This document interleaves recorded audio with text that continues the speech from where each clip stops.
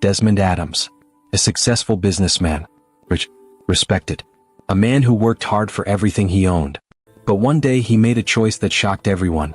He pretended to die so he could discover the truth about his wife. She had promised to love him forever. But when she believed he was gone, her real face appeared. Hello friends. Welcome to our story. Before we start, please like this video and subscribe. Also, tell us in the comments, where are you watching from? New York? London? Maybe Canada or Jamaica? We want to know. The night was quiet. Too quiet. Rain tapped softly against the tall windows of the Adams mansion. Inside, everything looked like a dream. Crystal lights hanging from the ceiling. Marble floors so shiny you could see your reflection. Gold picture frames on the walls.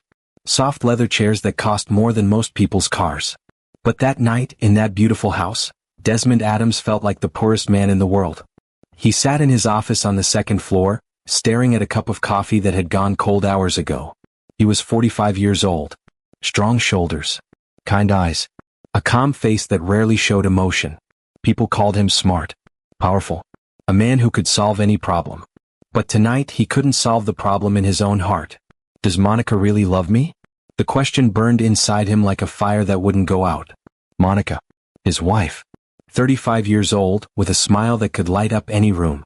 When they got married 7 years ago, everyone talked. Some people whispered that she only wanted his money. Others said she was too young, too pretty, too interested in expensive things. But Monica had always said the right words. I love you, Desmond, she would say, touching his face gently. Not your money. Not your house. Just you. And Desmond had believed her. Oh, how badly he had wanted to believe her. He remembered their wedding day like it was yesterday. Monica had worn a white dress that sparkled like diamonds. She had cried real tears, or so he thought, and promised in front of 200 guests, I will stand by you forever. Rich or poor. Happy or sad. You are my world, Desmond. My everything. The guests had cheered. Desmond's heart had been so full of joy he thought it might burst. But now, 7 years later, that joy felt like a distant memory. Things had changed. Slowly at first, like seasons changing from summer to winter. Monica stopped holding his hand when they walked together. She no longer asked about his day. Her eyes lit up only when he bought her jewelry or designer clothes. And lately she spent more time on her phone than talking to him. Last Tuesday, Desmond had heard something that made his blood run cold. He had come home early from work. Monica didn't know he was there. He heard her voice coming from the living room. She was on the phone, laughing, a sound he rarely heard anymore when he was around. Girl, I'm telling you, I can't take it much longer, Monica had said. Her voice sounded annoyed and tired. He's so boring these days. Always working, always being careful with money. Where's the fun? Where's the excitement? Sometimes I wonder why I'm even still here. Desmond had frozen in the hallway, his briefcase heavy in his hand. Monica had continued, not knowing he could hear every word. And he's always watching me like he doesn't trust me. It's exhausting. I just want to live my life, you know? Those words had cut deeper than any knife. But Desmond had said nothing. He had walked quietly back outside, waited 10 minutes, then came in again, this time making noise so Monica would know he was home. When he entered the living room, Monica's face had changed completely. Suddenly she was smiling, sweet, asking about his day like she actually cared. It was like watching an actress put on a mask. That night, Desmond couldn't sleep. He lay in bed next to his wife, wondering if everything between them was just a performance. Wondering if she had ever truly loved him at all. Then, 3 days ago, something happened that changed everything. It was a Thursday morning. Bright and sunny. Monica had been getting ready for lunch with her friends. She left her phone on the kitchen counter while she went upstairs to change her outfit for the third time. Desmond wasn't trying to spy. He really wasn't. But the phone lit up with a new message and his eyes caught it by accident. The message said, once he's gone, we'll have everything to ourselves. Just be patient. Desmond's heart had stopped beating. For a moment he forgot how to breathe. He picked up the phone with shaking hands and read the message again. Once he's gone, we'll have everything to ourselves. Gone? Gone where? And who was we? The message was from someone saved in Monica's phone as just EM. No real name. No photo. Just 2 letters. Desmond's mind raced with terrible questions. Was Monica planning to leave him? Was she having an affair? Or, and this thought made him feel sick, was she planning something even worse? He heard footsteps on the stairs. Monica was coming back. Quickly, Desmond put the phone down exactly where it had been and walked away, his heart pounding like a drum. For the rest of that day he couldn't think about anything else. The message played over and over in his mind like a song he couldn't stop hearing. Once he's gone. That night, Desmond did something he had never done before. He called his younger sister Grace and asked her to come over immediately. It was urgent, he said. He needed help. Grace arrived within 30 minutes. She was 38 years old, sharp as a knife, with eyes that could see through lies like windows. She worked as a lawyer and had always been protective of her big brother. From the very beginning, Grace had never trusted Monica. Something about her doesn't feel real, Grace had told him before the wedding. Her smiles are too perfect. Her words are too sweet. Real people have flaws, Desmond. She's hiding something. But Desmond had been in love. He hadn't wanted to hear it. He had told Grace she was just being overprotective, jealous even. Now, sitting in his office with rain drumming against the windows, Desmond wished he had listened to his sister. Grace sat across from him, reading the message on his phone. Her face grew darker with every second. "Who is he?" she asked, her voice tight with anger. "I don't know," Desmond admitted. He sounded defeated, broken. Grace looked up at her brother. "Desmond, this is serious. Once he's gone, we'll have everything to ourselves. That's not just an affair. That sounds like they're planning something." "I know."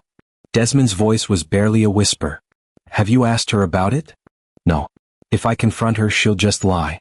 She'll delete everything. And I'll never know the truth." Desmond put his head in his hands. "Grace, I feel like I'm going crazy. I don't know what's real anymore. Does she love me? Has she ever loved me? Or have I been a fool this whole time?" Grace was quiet for a long moment. Then she said something that would change both their lives forever. "Then test her." Desmond looked up. "What?" "Test her," Grace repeated, leaning forward. "If you want to know the truth, the real truth, then you need to create a situation where Monica can't lie anymore. Where she has to show her true self." "How do I do that?" Grace's eyes were serious and sad. "Give her what she seems to want. Take yourself out of the picture. Make her think you're gone. Then watch what she does." Desmond stared at his sister like she had just spoken in a foreign language. "You mean, fake my death?" "Yes." The word hung in the air between them like smoke. "That's crazy," Desmond said. "So is plotting to get rid of your husband," Grace shot back, pointing at the phone. "Listen to yourself, Desmond. You're already thinking the worst. You already suspect she wants you gone. This message proves you're not imagining things. So why not find out the truth once and for all?" Desmond stood up and walked to the window. Outside, the rain was falling harder now, washing everything clean. He wished it could wash away his doubts and fears too. "If Monica truly loves you," Grace continued gently, "then she'll be heartbroken. She'll mourn you. She'll protect your name and honor your memory. She'll stay faithful to who you were. And if she doesn't love me, then she'll show you exactly who she really is." Desmond closed his eyes. The idea was extreme. Dangerous even. What if something went wrong? What if people got hurt? What? But then he remembered Monica's cold eyes. Her constant need for money. Her phone conversations filled with complaints about him. That mysterious message, "Once he's gone." He needed to know the truth, even if it destroyed him. "If I do this," Desmond said slowly, "I'll need help. I can't just disappear without a solid plan." "I'll help you with everything," Grace promised. "And we should bring in Dr. Paul. He's your doctor. He can make it look convincing." Dr. Paul Thompson had been Desmond's physician for 15 years. More than that, he was a trusted friend. A man of honor and discretion. If anyone could help make this work, it was Paul. Desmond turned from the window and looked at his sister. This was the biggest decision of his entire life. Once he started down this road, there would be no turning back. "Okay," he finally whispered. "Let's do it. Let's find out who my wife really is." Grace stood and hugged her brother tightly. "I'm sorry, Desmond. I'm sorry it has to be this way." "Me too." At that exact moment, they heard Monica's laughter floating up from downstairs.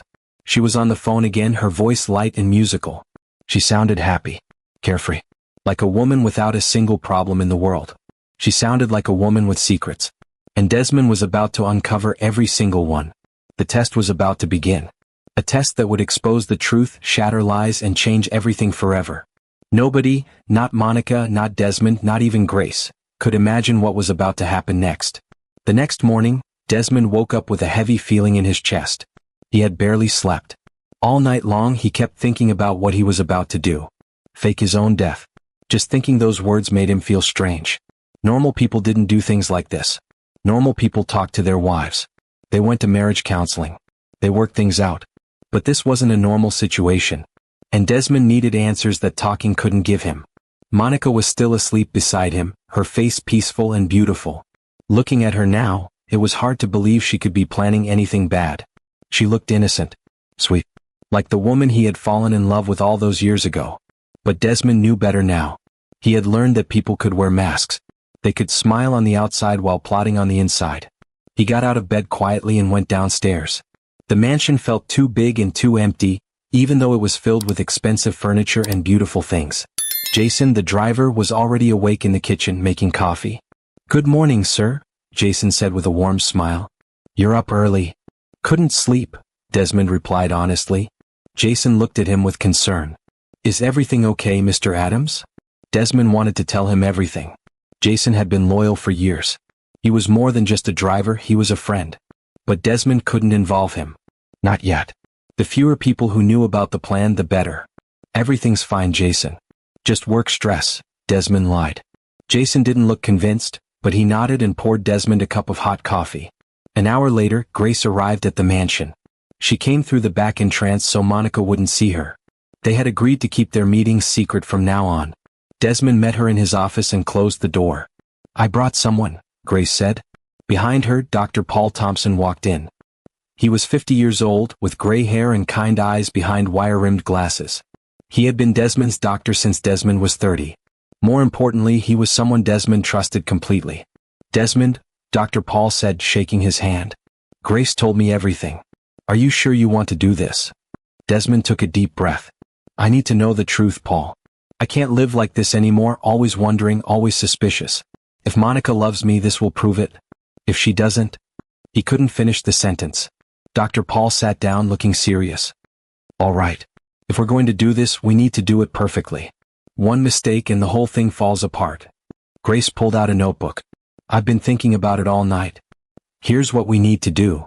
For the next 2 hours, the three of them planned every single detail. The plan was this. Desmond would go on a business trip, something he did often, so Monica wouldn't suspect anything. He would drive himself, which was unusual, but he would tell Monica that Jason needed time off for a family emergency. On the highway, about 2 hours outside the city, Desmond would stage a car accident. Dr. Paul would help make it look real. They would use a remote location where there were no security cameras. The car would catch fire, not a real fire but enough smoke and damage to make it look convincing. Desmond would leave his wedding ring in the car, partially melted, so the police could identify his body. But there would be no body. Desmond would escape before anyone arrived. Dr. Paul would create fake medical reports saying the body was burned beyond recognition, and that dental records confirmed it was Desmond Adams. It sounded like something from a movie. Crazy. Impossible. Dangerous. But it could work. "Where will you stay while you're dead?" Dr. Paul asked. "I own a small apartment downtown under a different name," Desmond explained. "I bought it years ago as an investment. Nobody knows about it. Not even Monica. I can hide there and watch everything that happens." "How will you watch?" Grace asked. Desmond pulled out his phone and showed them. "I installed security cameras all around this house 6 months ago. Small ones. Hidden. They record everything, the living room, the bedroom, Monica's office, even the front gate. The footage goes straight to my phone. I can see and hear everything from anywhere." Grace raised her eyebrows. "You installed cameras 6 months ago? So you've been suspicious for that long?" Desmond nodded sadly. "I didn't want to believe it. But yes, I've had doubts for a while now." "Have you seen anything suspicious on the cameras?" Dr. Paul asked. "Not yet. Monica's been careful. But once she thinks I'm gone..." Desmond's voice trailed off. "Once she thinks you're gone, she'll stop being careful," Grace finished. "She'll show her true self." Dr. Paul stood up and paced the room. "This is risky, Desmond. If anyone finds out what we did, we could all go to jail. Faking a death is a serious crime." "I know," Desmond said quietly. "And I'm not asking you to risk yourself. If you don't want to help, I understand." Dr. Paul stopped pacing and looked at his old friend. "I've known you for 15 years, Desmond. You're one of the best men I've ever met. If your wife is plotting something terrible, then you have every right to protect yourself. I'll help you." Desmond felt relief wash over him. "Thank you, Paul. When do we do this?" Grace asked. Desmond thought for a moment. "Soon. This week. I'll tell Monica tomorrow that I have an emergency business meeting in another city. The sooner we do this, the less chance something goes wrong. They spent another hour going over every tiny detail. What Desmond would wear. What he would pack. How Dr. Paul would handle the police and the medical reports. How Grace would support Monica publicly while secretly reporting everything back to Desmond. Finally, when everything was planned, Dr. Paul and Grace left through the back entrance, one at a time, so no one would see them together. Desmond sat alone in his office, staring at his hands. In a few days, Desmond Adams would be dead. And everyone, his friends, his business partners, his employees, and his wife, would believe it. Everyone except the 3 people who knew the truth. Desmond picked up a small photo from his desk. It was from his wedding day. Monica looked so happy in that picture, her arms around him, her smile bright and real. Or had it been fake even then? Soon he would know. The last normal day. The next morning, Desmond told Monica about the business trip. They were having breakfast together, something that rarely happened anymore. Monica was on her phone as usual, scrolling through social media and barely touching her food. "Monica," Desmond said gently. She looked up, surprised that he was speaking to her. "Yes. I have to go on a business trip this Friday. There's an important deal I need to close in person."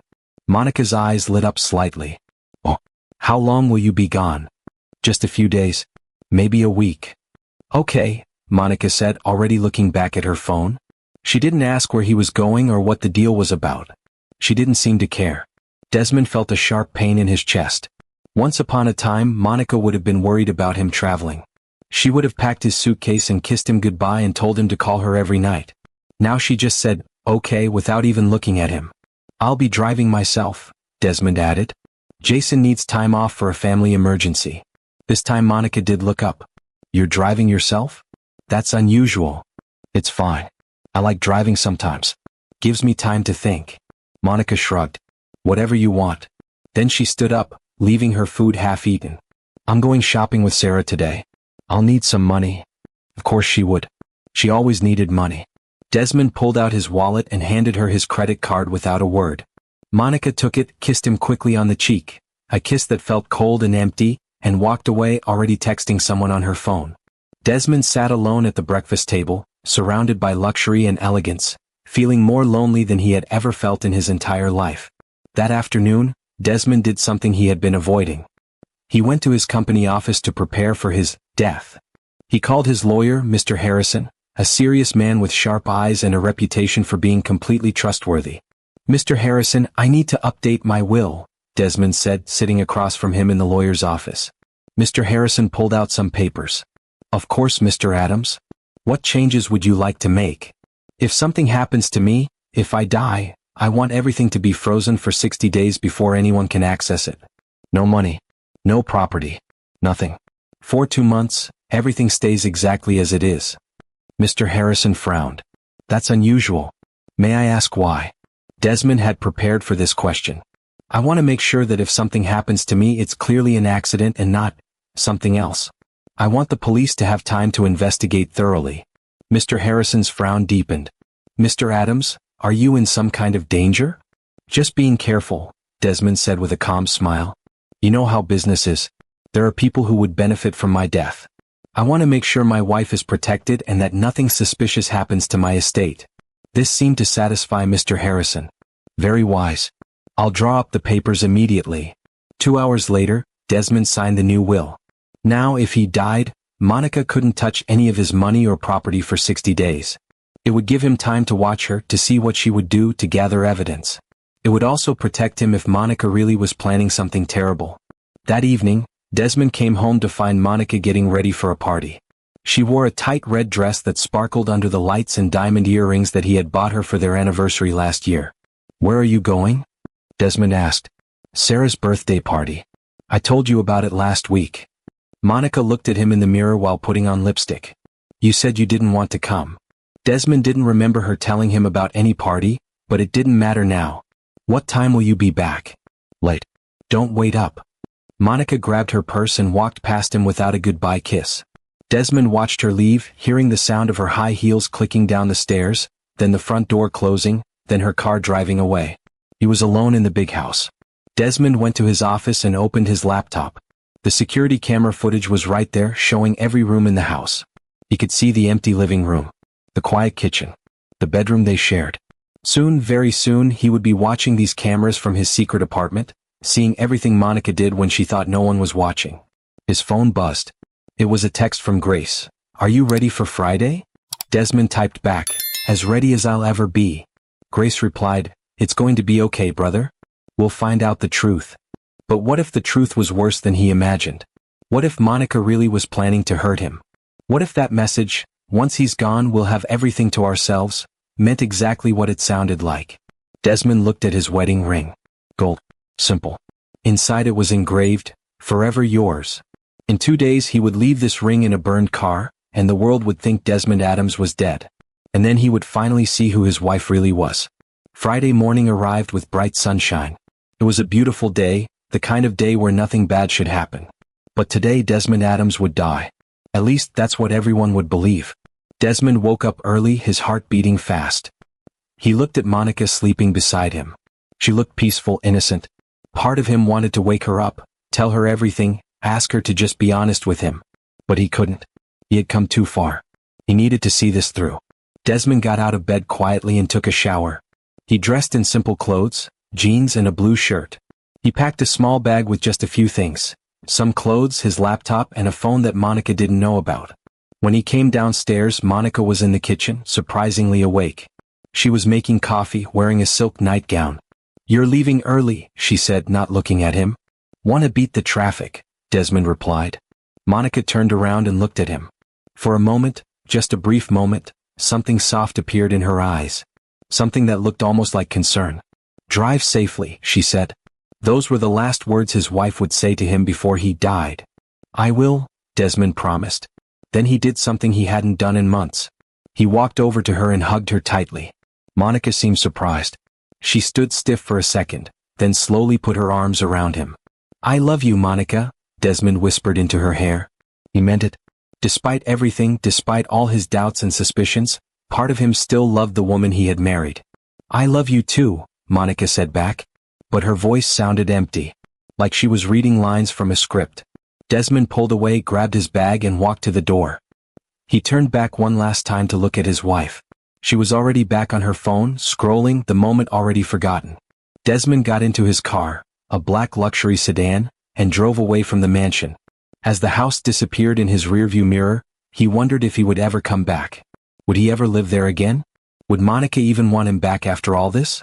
He drove for 2 hours, heading toward the remote highway where they had planned everything. The road was empty. No other cars. No cameras. Just trees and open sky. Finally, he saw Dr. Paul's car parked on the side of the road.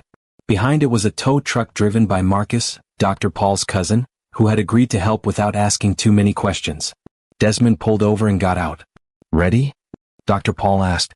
He looked nervous. "Ready?" Desmond said, even though his hands were shaking. For the next hour they worked quickly. Marcus used the tow truck to position Desmond's car near a tree, making it look like it had crashed. They broke the windshield carefully. They dented the front of the car. Then came the hardest part.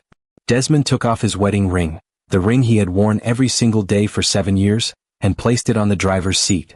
The ring that said, "Forever yours" inside. Dr. Paul placed some of his own medical equipment in the car to make it look like someone had been there. Then he set up special smoke machines that would create thick black smoke without actually burning anything dangerous. "Once we start the smoke, you need to leave immediately," Dr. Paul warned. "I'll call the police in exactly 10 minutes. By the time they arrive, you need to be far away from here." Desmond nodded. His throat felt tight. This was really happening. Marcus set off the smoke machines. Thick, black smoke began pouring out of the car, making it look like it was on fire. "Go. Now," Dr. Paul shouted. Desmond ran to Dr. Paul's car, got in the back seat, and lay down flat so no one could see him. Dr. Paul jumped in the driver's seat and drove away quickly. Behind them, Desmond's car sat smoking by the side of the road, looking exactly like a terrible accident. Desmond Adams was now officially dead. Chapter 5. The Shocking Reaction. Dr. Paul drove Desmond to the secret apartment downtown. It was small and simple, nothing like the mansion. Just one bedroom, a kitchen, and a living room. But it had everything Desmond needed: internet, electricity, and complete privacy. "I'll call you as soon as I finish with the police," Dr. Paul said at the door. "Stay here. Don't go outside." Don't let anyone see you. I won't, Desmond promised. After Dr. Paul left, Desmond sat on the couch and waited.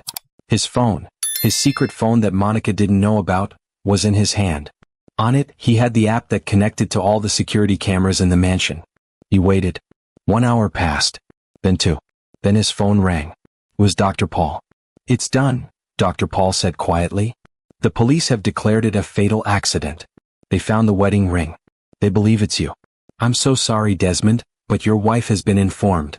Desmond's heart was pounding. What did she say? She didn't say much. She just asked if they were sure. Then she hung up. That was strange. Shouldn't she have cried? Screamed? Asked a million questions? Thank you, Paul. For everything. Be careful, my friend. And I hope you find what you're looking for. Desmond hung up and immediately opened the security camera app.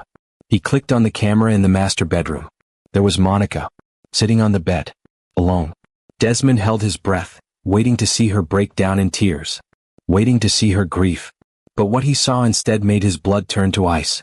Monica stood up slowly. She walked to the mirror. And then, Desmond couldn't believe his eyes. She smiled. Not a sad smile. Not a smile through tears. A real smile. What? Excited? Happy. She looked at herself in the mirror and whispered something. Desmond turned up the volume on his phone. Finally, Monica said to her reflection. Finally, it's over. Then she laughed. A small laugh at first, then bigger. She actually laughed. Desmond felt like someone had punched him in the stomach. He couldn't breathe. His wife, the woman he loved, was laughing because she thought he was dead. Monica pulled out her phone and made a call. Desmond watched, his whole body shaking. It's done, Monica said into the phone. Her voice was cheerful. Excited. Yes, the police just called. Car accident. He's gone. Desmond couldn't hear the other person, but he could see Monica's face light up. I know. I can barely believe it myself. We did it, baby. We actually did it. She paused, listening. No one suspects anything. It was a perfect accident. Just like we planned. Just like we planned. Those 4 words echoed in Desmond's head like thunder. Just like we planned. They had planned this. Monica and whoever him was. They had planned for him to die. And when a real accident happened, or what they thought was a real accident, they believed their plan had worked. Monica continued talking, pacing around the room. The funeral will be in a few days. I'll play the sad widow perfectly. Then, after everything settles down, we can start moving the money. All of it will be ours. She listened again, then laughed. I know you're excited, Elijah. I'm too. But we have to be patient just a little bit longer. We can't celebrate too openly yet. People are watching. Elijah. So M stood for Elijah M.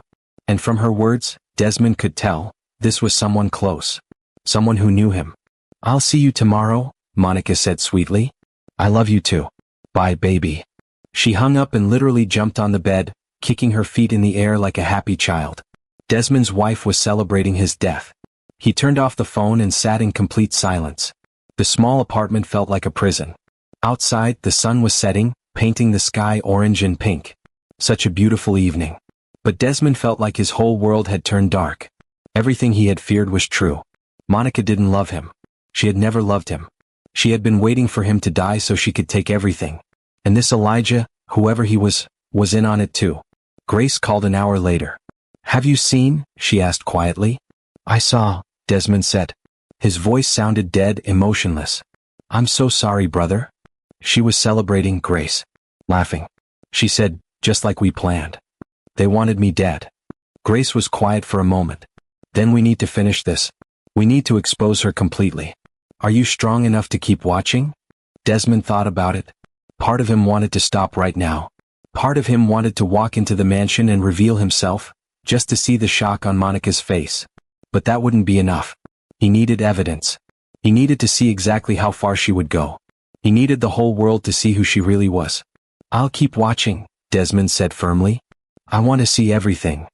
Okay, I'll play my part. Tomorrow I'll go to the mansion to comfort Monica. I'll keep you updated on everything. After Grace hung up, Desmond opened the camera app again. This time he checked the camera in Monica's private office. She was there sitting at her computer, and she was looking at something on the screen. Desmond zoomed in. His heart stopped. Monica was looking at bank accounts. His bank accounts. She was writing down numbers, calculating something. Then she opened another tab. It was an email to someone named Elijah Morrison. Elijah Morrison. Now Desmond had a full name. The email said, "Baby, I'm looking at the accounts now. There's over $50 million in total. Plus the house, the cars, the company shares. We're going to be so rich. Just a few more days and we can start the transfer process. I can't wait to start our new life together." $50 million.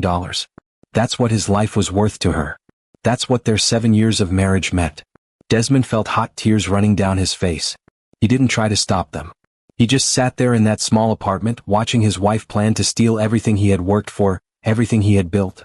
And the worst part? She was doing it with a smile on her face. The test had begun. And Monica was failing in the most terrible way possible. But Desmond was going to let her keep digging her own grave. He was going to watch every lie, every betrayal, every cruel word. And when the time was right, he would come back from the dead. And the truth would destroy her. 3 days after his death, Desmond sat in his small apartment watching the preparations for his own funeral. It was the strangest feeling in the world. Watching people plan to bury you when you were still alive. Watching them cry for you. Watching them say goodbye. But strangest of all was watching his wife pretend to mourn. Grace had gone to the mansion the day after the accident to comfort Monica. Desmond watched it all through the security cameras. Grace had knocked on the door and Monica had answered wearing all black. Her eyes were red, but Desmond noticed she had used makeup to make them look that way. Her face was sad, her shoulders slumped. "Oh, Grace," Monica had said in a broken voice, falling into Grace's arms. "I can't believe he's gone. My Desmond. My husband." Grace had hugged her back, but Desmond could see his sister's jaw was tight. Grace was a good actress too, but Desmond knew her well enough to see the anger in her eyes. "I'm here for you," Grace had said. "Whatever you need." For the next hour, Monica had cried and talked about how much she loved Desmond. How they had planned to grow old together. How her life was empty without him. It was all lies. Every single word. Because that same evening when Grace left, Desmond watched Monica through the cameras. The moment the front door closed, Monica's sad face disappeared like someone turning off a light switch. She smiled, poured herself a glass of expensive wine and called Elijah. "That was exhausting," Monica said with a laugh. "Playing the sad widow is harder than I thought." Grace wouldn't leave. She kept asking if I needed anything. Desmond couldn't hear Elijah's response, but Monica laughed at whatever he said. "I know, baby. Just a few more days. The funeral is on Saturday. After that, we can start moving forward with our plans." Now it was Saturday. Funeral day.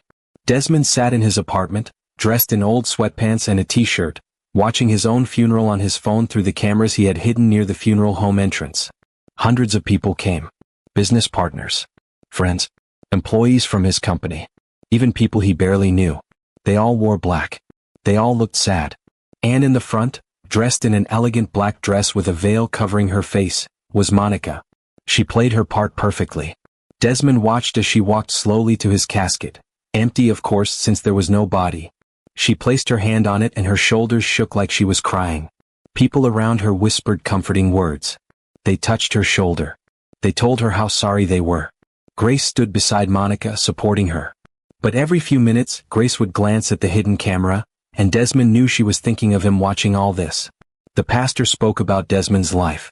About how he had built his business from nothing. About how he had been generous and kind. About how he had loved his wife deeply. That last part made Desmond's chest hurt.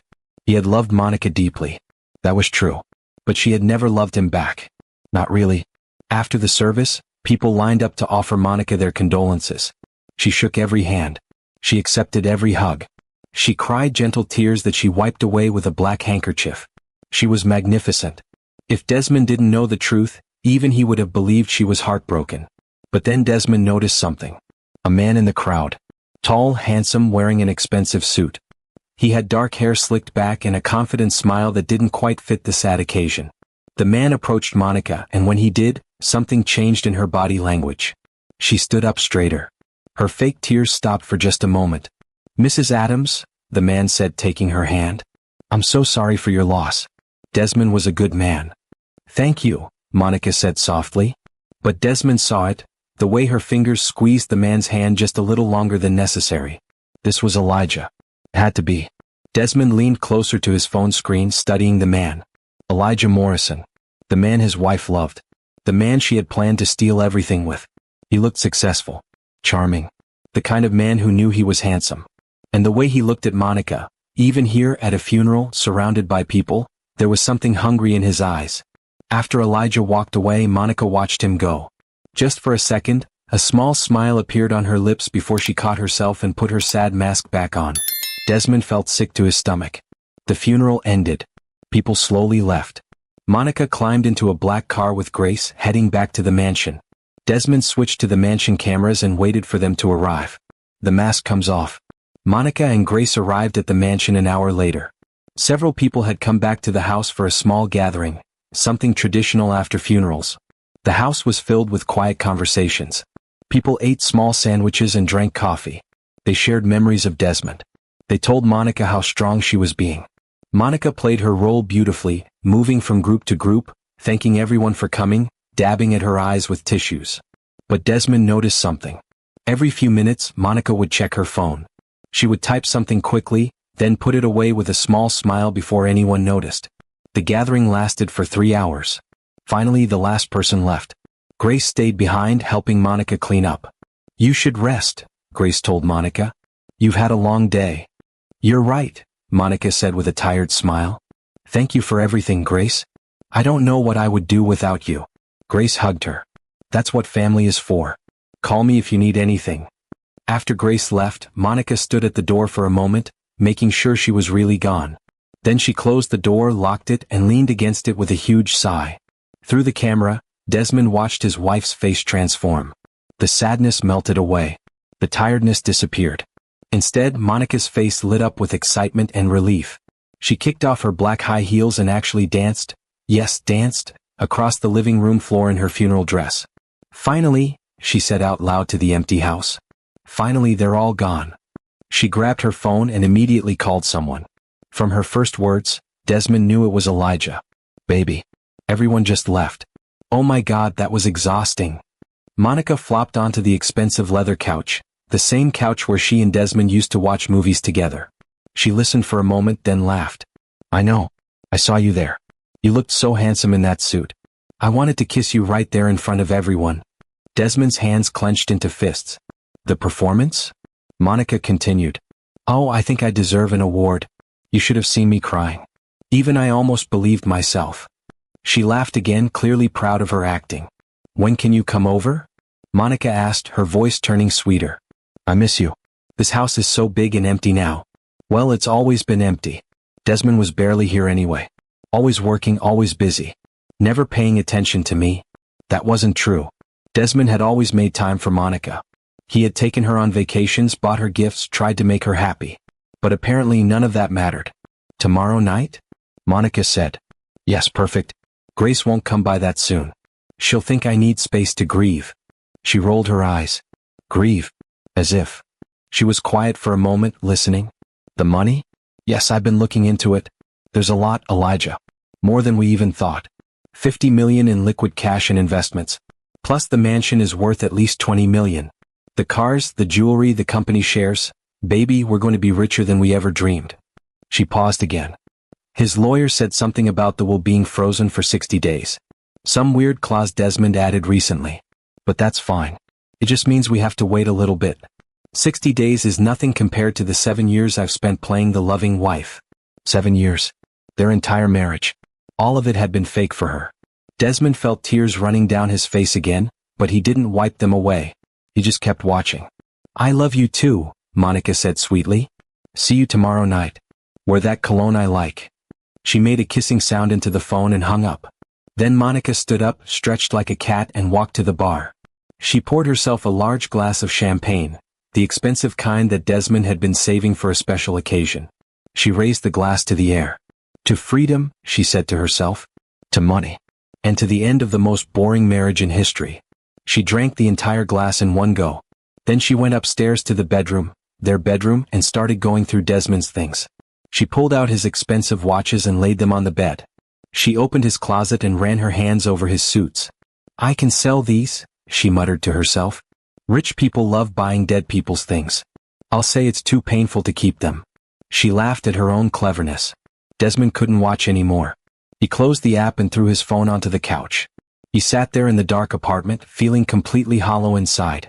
This was worse than he had imagined. Monica wasn't just indifferent to his death. She wasn't just relieved. She was celebrating. She was treating his death like winning the lottery. And tomorrow night she was bringing Elijah, her lover, into their home, into their bedroom. Desmond's phone buzzed. It was a text from Grace. "Are you okay? I know today was hard." He texted back, "I saw everything. She called Elijah right after you left. They're meeting tomorrow night." Grace replied immediately, "Do you want me to stop this? I can go back there, stay with her, prevent?" "No," Desmond typed. "Let it happen. I need to see everything. I need evidence of everything she does. The more she reveals, the stronger our case will be." "Okay. But please take care of yourself. This can't be easy to watch." "It's not. But I have to see the truth. All of it." Desmond put down his phone and walked to the window. Outside, the city lights sparkled like stars. Somewhere out there, in his mansion on the hill, his wife was planning her future with another man. A future built on his death. But Monica had made one big mistake. She thought Desmond was gone. She thought she was safe to do whatever she wanted. She had no idea that he was watching, recording, gathering evidence. Soon, very soon, Desmond would come back from the dead. And when he did, Monica's whole world would come crashing down. Sunday evening came slowly. Desmond had barely slept. He kept thinking about what he would see tonight. His wife and another man. In his house. In his bed. Part of him wanted to stop watching. Part of him wanted to just walk away from all of this and start a new life somewhere else. But he couldn't. He needed to see the truth. All of it. At 7 o'clock, Desmond opened the camera app on his phone. Monica was in the master bedroom, getting ready. She had showered and was now standing in front of the mirror in her red silk robe, the one Desmond had bought her for their 5th anniversary. She was putting on makeup. Not the simple, natural kind she usually wore. This was different. Darker lipstick. More eyeshadow. She was making herself beautiful for someone else. Desmond's heart ached, but he kept watching. Monica sprayed perfume on her neck and wrists. Then she went to the closet and pulled out a black dress, tight, elegant, and revealing. She had never worn it for Desmond. He didn't even know she owned it. At exactly 8 o'clock, the doorbell rang. Monica's face lit up with excitement. She practically ran down the stairs, her high heels clicking on the marble floor. She opened the door and there he was. Elijah Morrison. He was tall, taller than Desmond, with broad shoulders and a confident smile. He wore expensive clothes and held a bottle of wine in one hand and flowers in the other. "Hello, beautiful," Elijah said smoothly. Monica didn't even respond with words. She just pulled him inside, closed the door and kissed him. Right there in the entrance hall. Under the chandelier that Desmond had bought. On the floor where Desmond had carried Monica over the threshold on their wedding day. The kiss was long and passionate. Nothing like the cold, quick pecks Monica used to give Desmond. When they finally pulled apart, Elijah looked around the mansion with approval. "So this is all yours now?" he asked. "Ours?" Monica corrected with a smile. "Everything here is ours, baby. The house, the cars, the money, all of it." Elijah grinned. "I have to admit, when we first started planning this, I wasn't sure it would actually work. But you were right. Desmond was so predictable. So trusting. Planning this, there it was again. Confirmation that they had planned for Desmond to die. "I told you," Monica said, leading Elijah into the living room. "I've been studying him for years. He followed the same routine every single day. I knew exactly how to make it look like an accident." Desmond's blood ran cold. Make it look like an accident? What did that mean? They sat on the couch, Desmond's couch, and Elijah poured wine into 2 glasses. "Tell me again," Elijah said with a smile. "Tell me how you planned it." Monica laughed and took a sip of wine. "You want to hear the story again? You're terrible." "I just love hearing how smart you are," Elijah said, kissing her neck. Monica giggled, and began talking. "Okay, so, Desmond always drove himself on long business trips. He liked the quiet time to think. So I knew that if something happened on one of those drives, it would look natural. An accident. No one would question it." Desmond leaned closer to his phone, his heart pounding. "I started researching car accidents," Monica continued. "How they happen. What causes them. And then I found someone who could help." "Who?" Elijah asked. "A mechanic. Someone who owed me a favor. I had him check Desmond's car a few weeks ago. Just a routine maintenance, or so Desmond thought. But really the mechanic was adjusting things." "Adjusting things?" Elijah repeated, fascinated. "The brakes," Monica said simply. He made it so they would fail after a certain amount of driving. Not immediately, that would be too suspicious. But after about 2 hours on the highway, the brake fluid would leak out completely. Desmond wouldn't be able to stop the car. Desmond felt like he couldn't breathe. His wife had tampered with his car. She had tried to kill him. If he had actually driven that car on a real business trip, he would have crashed. He would have died. The fake death had saved his real life. That's brilliant, Elijah said, clearly impressed. And when the accident happened, no one would suspect anything. Just a tragic accident. A widow left behind with a fortune. Exactly, Monica said proudly. And the best part? Desmond had no idea. He trusted me completely. He never checked his car. He never questioned anything. So when the police called and said there was an accident, Elijah said slowly, "You must have been shocked that it actually happened so soon." Monica nodded enthusiastically. I thought it would take another week or two. But when they called and said his car crashed and burned on the highway, I couldn't believe our luck. Everything worked out perfectly. She raised her glass. To perfect accidents. Elijah clinked his glass against hers. To perfect accidents. And to us.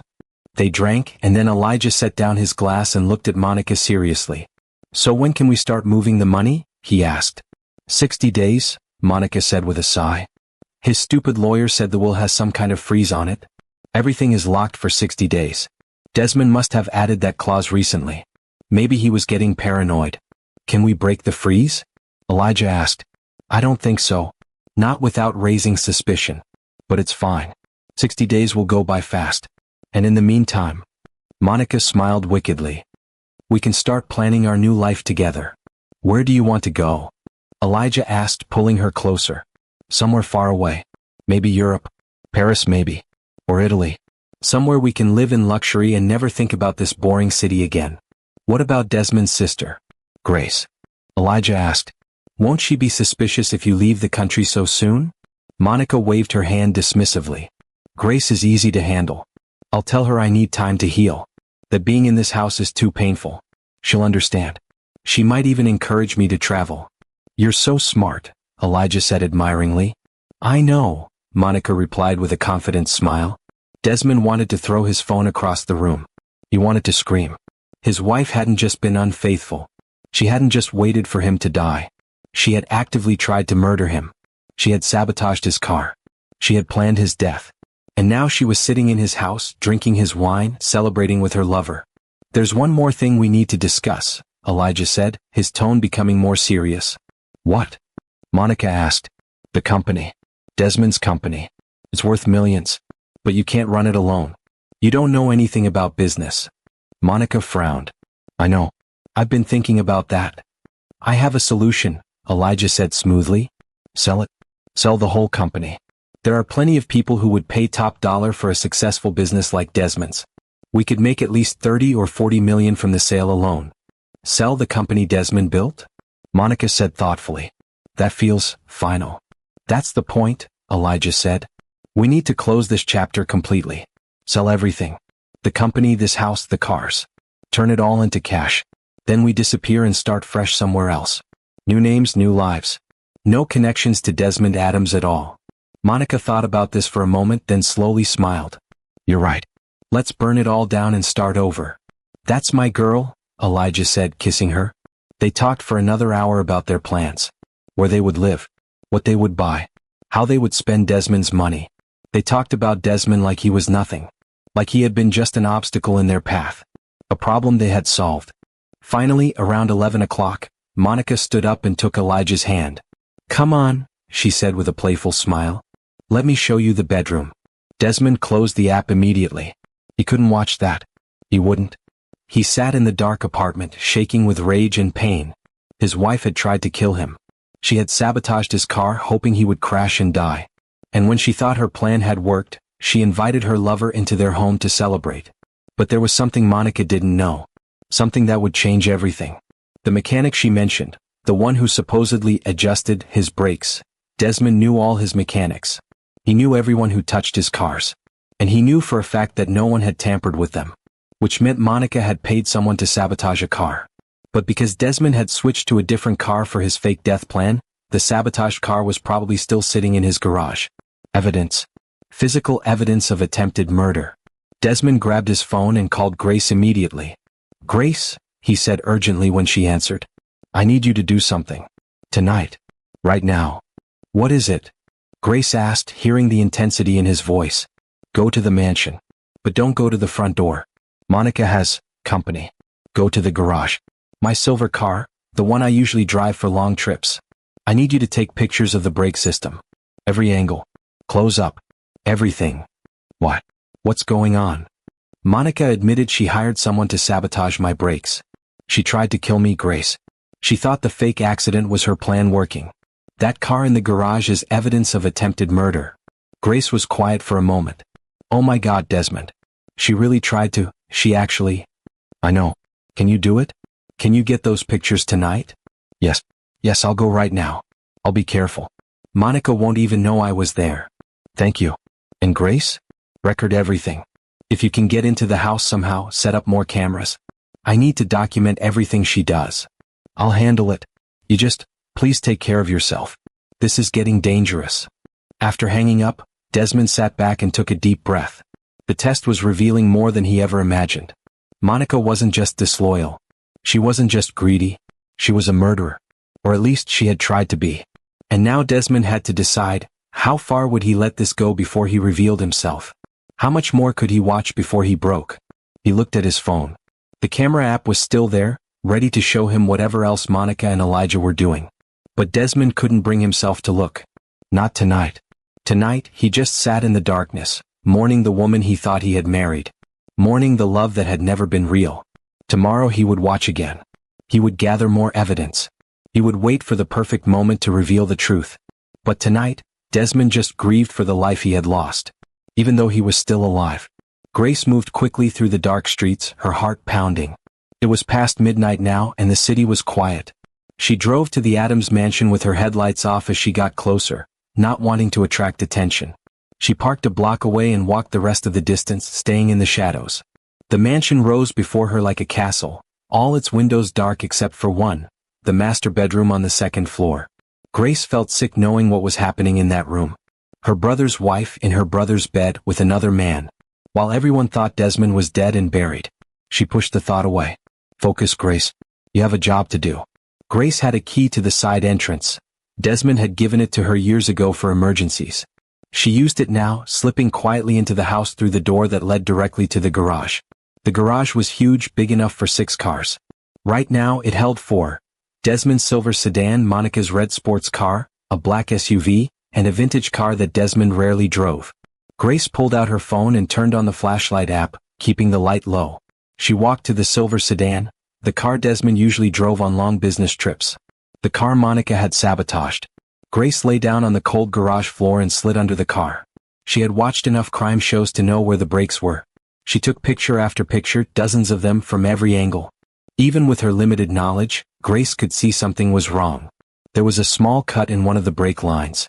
Not a natural wear and tear. A deliberate cut designed to leak slowly over time. Monica had really done it. She had tried to murder Desmond. Grace felt anger burning in her chest as she took more photos. Then she crawled out from under the car and photographed the outside too, including the license plate and the vehicle identification number. Evidence. Solid, undeniable evidence. As she was finishing, Grace heard something. Footsteps. Someone was coming down the stairs from the main house. Grace quickly turned off her phone light and hid behind the black SUV, her heart racing. The door from the house opened and Monica walked in wearing only Desmond's silk bathrobe. She was on her phone laughing softly. "No, baby, I'm just getting some water from the kitchen," Monica said into the phone. She must have called Elijah from downstairs. "I'll be right back up. Don't fall asleep without me." Monica walked right past the garage entrance toward the kitchen. Grace held her breath, not moving a muscle. After what felt like forever, Monica returned with a bottle of water and went back upstairs, still talking sweetly on her phone. Grace waited another 5 minutes to make sure Monica was really gone, then she quietly let herself out of the side door and walked quickly back to her car. Once she was safely inside, she called Desmond. "I got them," she said as soon as he answered. "The photos. You were right, Desmond. The brake line is cut. It's clear as day. This is evidence of attempted murder. Send them to me right now," Desmond said, his voice tight. "And send copies to yourself too. Save them in multiple places. We can't lose this evidence. I will. Desmond, this is serious. Monica didn't just wish you were dead. She tried to make it happen. When this comes out, she'll go to prison, Desmond finished. Along with whoever she paid to cut those breaks. And Elijah too, if he was involved in the planning. What do we do now? Grace asked. We wait, Desmond said. I know it's hard, but we need more. I want to see how far she'll go. Tomorrow, I need you to do something else for me. What? Find out who Elijah Morrison really is. Where he works. His background. Everything. If he helped Monica plan this, I want to know who he is and how they met. I'll start first thing in the morning, Grace promised. After they hung up, Grace sat in her car for a long moment looking at the mansion. From the outside it looked so peaceful. So perfect. But inside, terrible things were happening.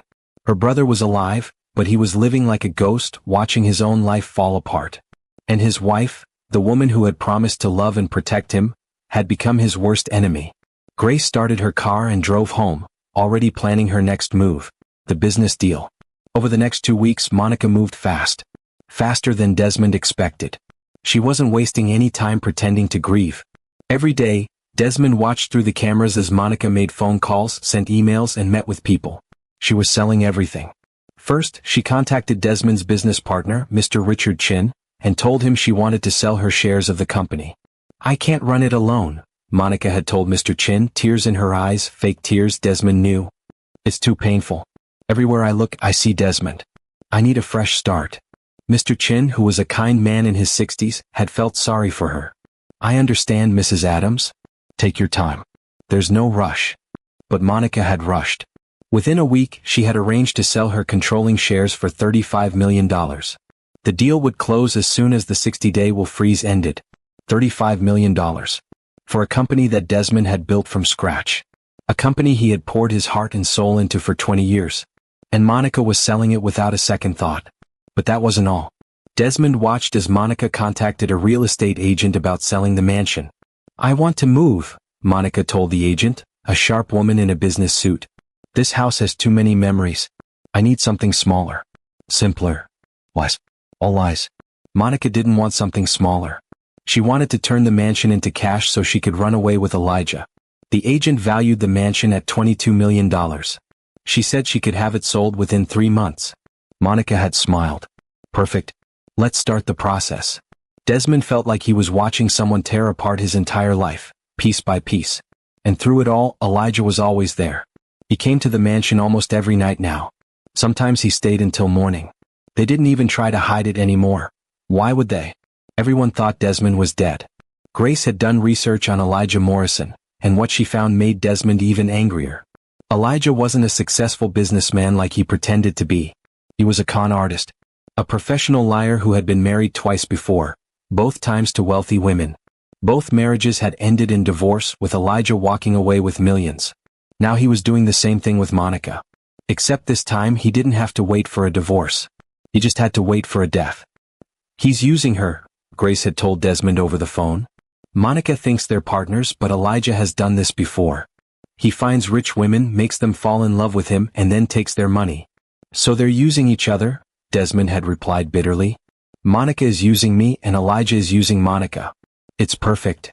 But Desmond had a plan. He had been patient for weeks now, watching and recording everything. Now he had hundreds of hours of footage. Videos of Monica and Elijah together. Recordings of their conversations about stealing his money. Photos of the sabotaged break line. Bank records showing Monica trying to access his frozen accounts. Evidence. Mountains of evidence. And Desmond had decided it was almost time to reveal himself. But not yet. There was one more thing he needed to see. According to Monica's conversations with Elijah, they were planning something special. An engagement party. Exactly 40 days after Desmond's death. It's traditional in some cultures to have a mourning period of 40 days, Monica had told Elijah with a laugh. After that, I'm officially free to move on. We'll announce our engagement at a small party. Nothing too big, we don't want to look disrespectful. Just close friends. 40 days. A symbolic ending to her fake mourning. Desmond had circled the date on his calendar. That would be the night. The night he came back from the dead. The night he destroyed Monica's lies in front of everyone. 3 weeks after the funeral, Desmond got a call from his lawyer, Mr. Harrison. Grace had given him the number to Desmond's secret phone. "Mr. Adams?" Mr. Harrison said, his voice serious. "I'm glad you answered. We need to talk. Urgently." "What's wrong?" Desmond asked. "It's your wife. She's been coming to my office almost every day trying to break the 60-day freeze on your will. She's getting aggressive about it." "What is she saying?" "She claims she needs money for expenses. She says she can't pay the mansion's bills without access to your accounts." "But Mr. Adams, I've checked the accounts. You set up automatic payments for all the household expenses. Everything is being paid. She doesn't need additional money." "Then what does she want the money for?" Desmond asked, though he already knew the answer.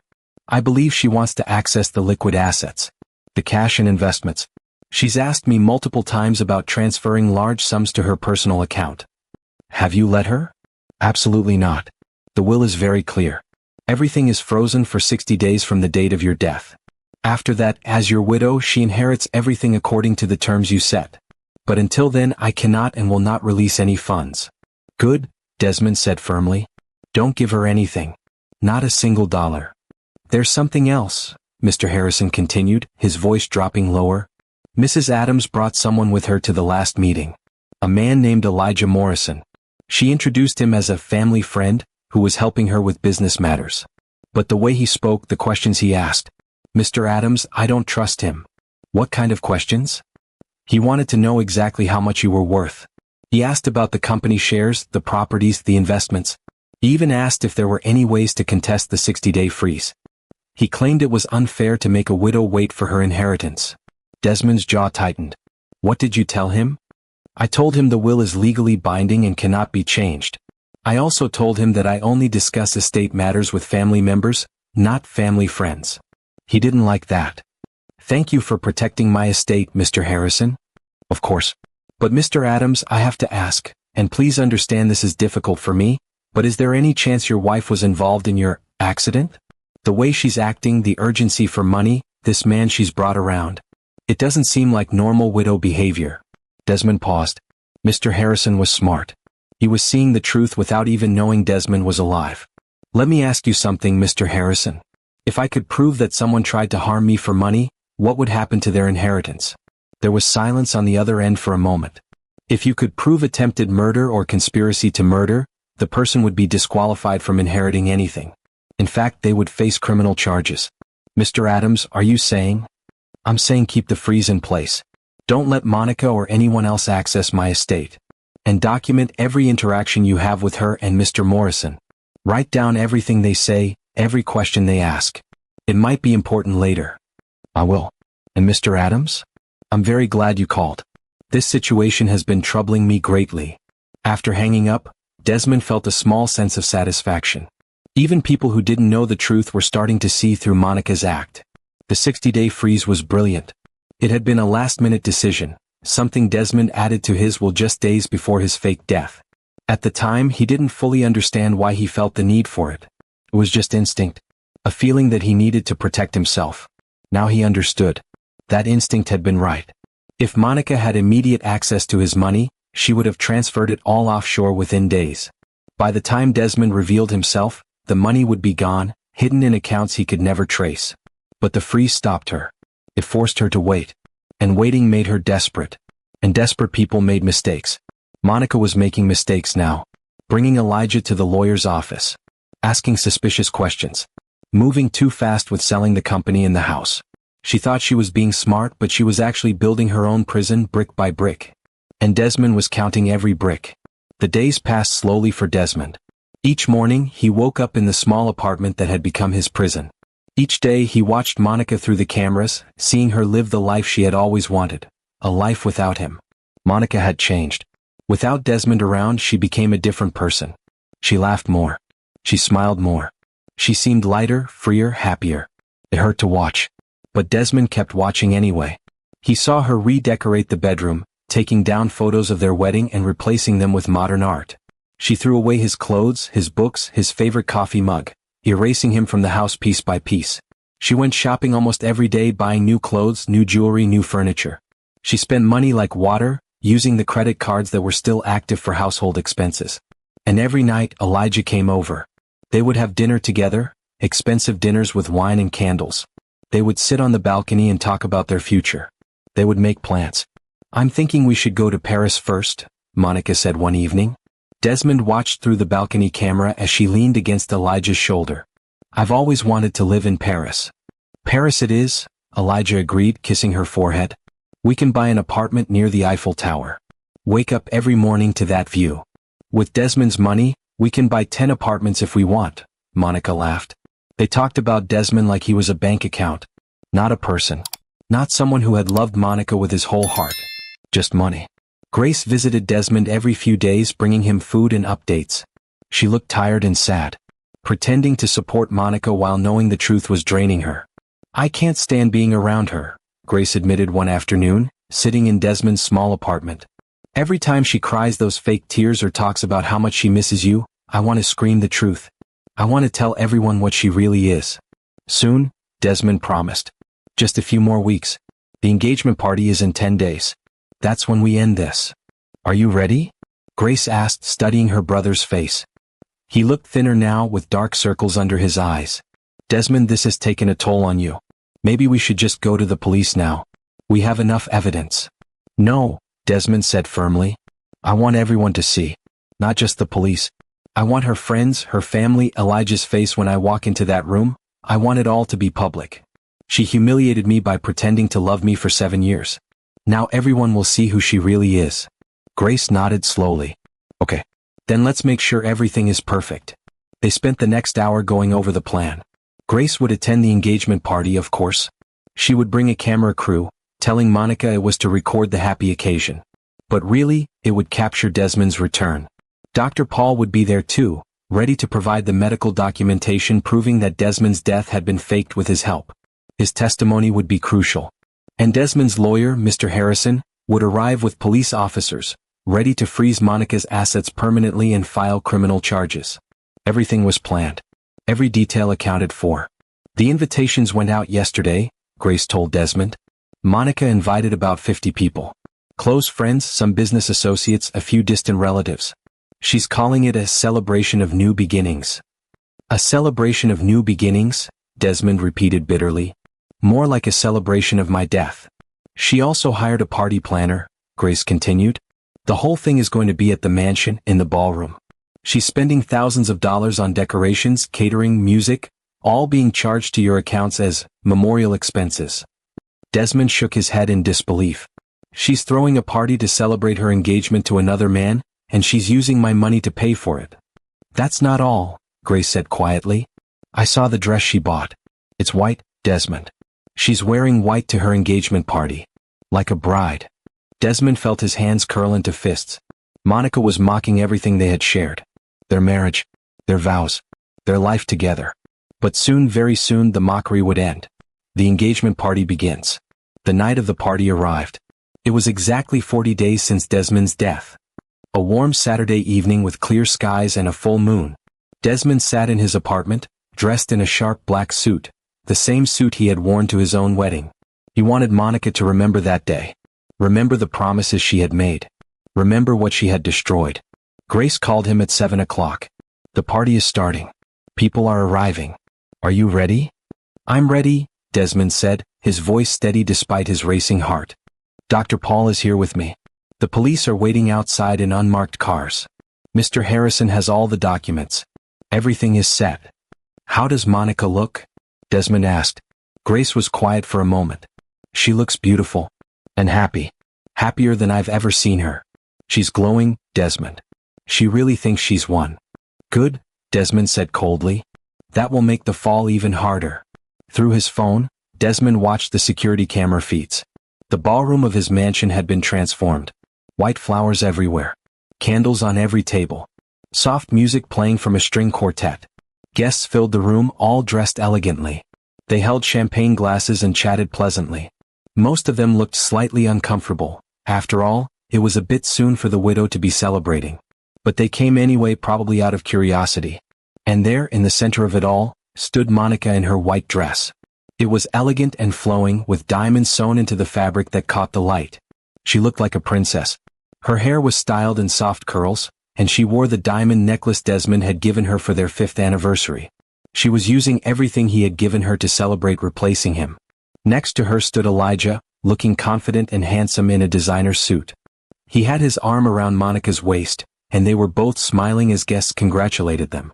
"Thank you so much for coming," Monica said to each guest. "I know it seems fast, but life is short, you know? Desmond's death taught me that. When you find love, you have to hold on to it." The guests nodded, though some exchanged uncertain glances. 40 days wasn't much time to mourn a husband and find a new love. But Monica didn't seem to notice or care about their doubts. She was radiant, victorious. At 8 o'clock, the party was in full swing. Waiters circulated with trays of food and champagne.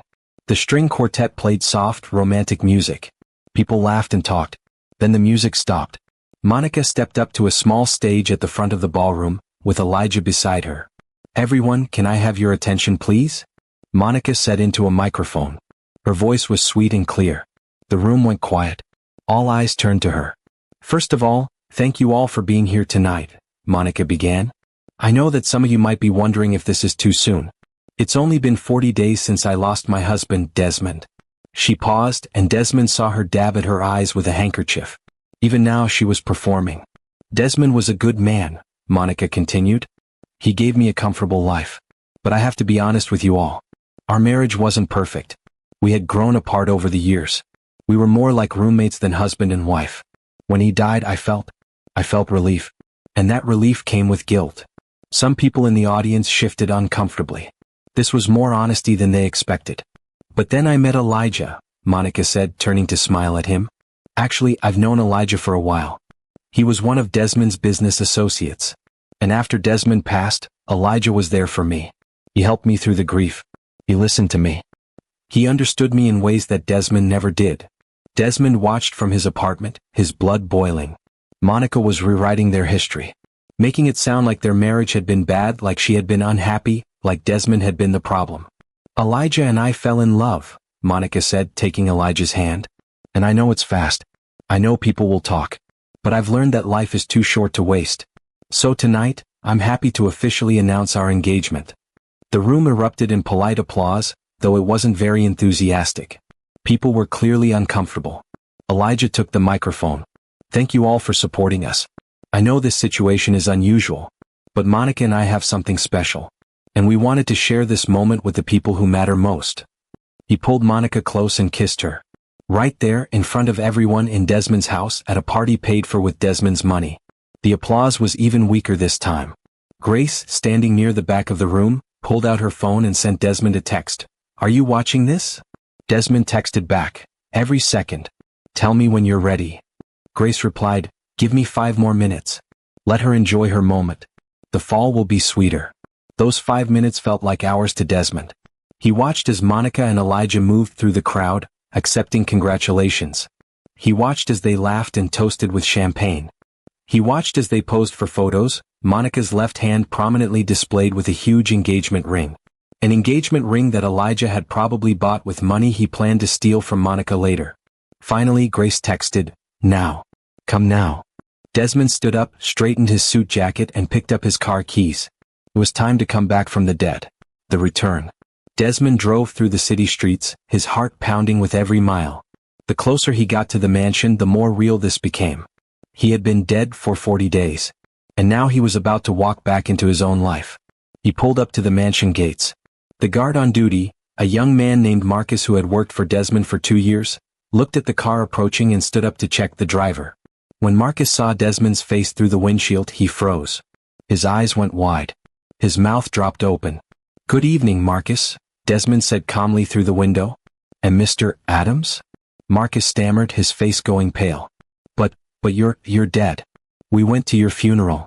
"Reports of my death were greatly exaggerated," Desmond said with a slight smile. "Open the gate, please." Marcus fumbled with the controls, his hands shaking. The gate slowly swung open. Desmond drove through, up the long driveway to his mansion. He could hear the music from the party, see the lights blazing from every window. He parked right in front of the main entrance and got out of the car. Desmond walked up the steps and pushed open the front doors. The entrance hall was empty. Everyone was in the ballroom. He could hear Monica's laughter echoing through the house, along with music and the chatter of guests. Desmond walked slowly down the familiar hallway. His footsteps echoed on the marble floor. Past the living room where he and Monica used to watch movies. Past the dining room where they had shared countless meals. Past the photos on the walls, though most of them were gone now, he noticed. Monica had removed them. Finally, he reached the doors to the ballroom. They were wide open. He could see everything from where he stood. Monica and Elijah were in the center of the room, dancing. Her white dress swirled around her as he spun her. She was laughing, her head thrown back, completely happy. Grace saw him first. She was standing near the back and her eyes met his across the room. She gave him a small nod. It was time. Grace moved quickly to the sound system and turned off the music. The sudden silence made everyone stop and look around in confusion. "Ladies and gentlemen," Grace said loudly, her voice carrying through the ballroom. "I apologize for interrupting. But we have a very special guest tonight. Someone who couldn't make it to his own funeral." People looked at each other, confused. What was she talking about? Grace pointed toward the doorway. "Everyone, I'd like to reintroduce you to my brother, Desmond Adams." And Desmond stepped into the light. For a moment, everything froze. Nobody moved. Nobody breathed. Nobody spoke. 50 people stood in complete silence, staring at a ghost. Because that's what Desmond looked like to them. A ghost. A dead man walking. Monica saw him and the color drained from her face. Her champagne glass slipped from her hand and shattered on the marble floor. The sound broke the spell. Then chaos erupted. People started screaming. Some guests backed away in fear. Others pulled out their phones, not sure if they should call the police or start recording. "Desmond?" someone shouted. "But that's impossible. He's dead. We went to his funeral. Is this some kind of trick?" But Desmond ignored them all. His eyes were locked on Monica. She stood frozen in the middle of the dance floor, still in Elijah's arms, her face white as her dress. "Hello, Monica," Desmond said calmly, his voice cutting through the noise. "Did you miss me?" Monica couldn't speak. Her mouth opened and closed, but no words came out. She looked like she was seeing a nightmare come to life. Elijah, on the other hand, reacted differently. His face went from shock to anger to fear in seconds. He let go of Monica and took a step back, his eyes darting toward the exits. Desmond walked slowly into the room, and the crowd parted before him like water. "Don't leave on my account, Elijah," Desmond said coldly. "The party is just getting started." How is this possible?" Monica finally whispered. Her voice was so quiet, people had to strain to hear it. "You're dead. The police said they found your ring, the car." "The car was a stage," Desmond said simply. "The death was fake. But your betrayal? That was very real." Monica shook her head frantically. "I don't understand. Why would you? Why would I fake my own death?" Desmond interrupted. He pulled out his phone and held it up. "To test you, Monica. To see if you really loved me. Or if you only loved my money." He pressed a button, and suddenly the large screen on the wall, the one Monica had set up to show their engagement photos, flickered to life. But instead of engagement photos, it showed security camera footage. The crowd gasped as they saw Monica, just days after Desmond's death, dancing around the bedroom and laughing. "Finally," her recorded voice said clearly. "Finally, it's over." Monica made a choking sound. No, you can't." But Desmond pressed another button. The video changed to show Monica on the phone. Her voice came through the speakers. "It's done. Yes, the police just called. Car accident. He's gone." Then another clip. Monica and Elijah in the living room, toasting with champagne. "To perfect accidents," Monica's voice said. The crowd was silent now, watching in horror. "That's enough." Monica suddenly screamed. "Turn it off." But Desmond didn't stop. The next clip showed Monica and Elijah talking about the brake sabotage. "I had the mechanic adjust things," Monica's voice explained on the video. "The brakes. He made it so they would fail after about 2 hours on the highway. Desmond wouldn't be able to stop the car." Gasps filled the room. People were no longer confused. They were understanding. Monica hadn't just been unfaithful. She had tried to murder her husband. "You were going to kill me," Desmond said, his voice shaking with emotion now. "You sabotaged my car. You planned my death. And when you thought it had worked, you celebrated." "That's not. I didn't." Monica stammered, but her lies sounded weak even to her own ears. One more video clip played. This one showed Monica looking at bank accounts on her computer, writing down numbers. Her voice came through. "There's over $50 million in total. Plus the house, the cars, the company shares. We're going to be so rich." The room erupted in angry whispers. People were looking at Monica with disgust now. Desmond finally turned off the screen. I gave you everything, Monica. My love, my trust, my life. And you repaid me by trying to take it all. Literally. Monica's legs seemed to give out. She sank to her knees on the ballroom floor, her white dress pooling around her. Please, she whispered.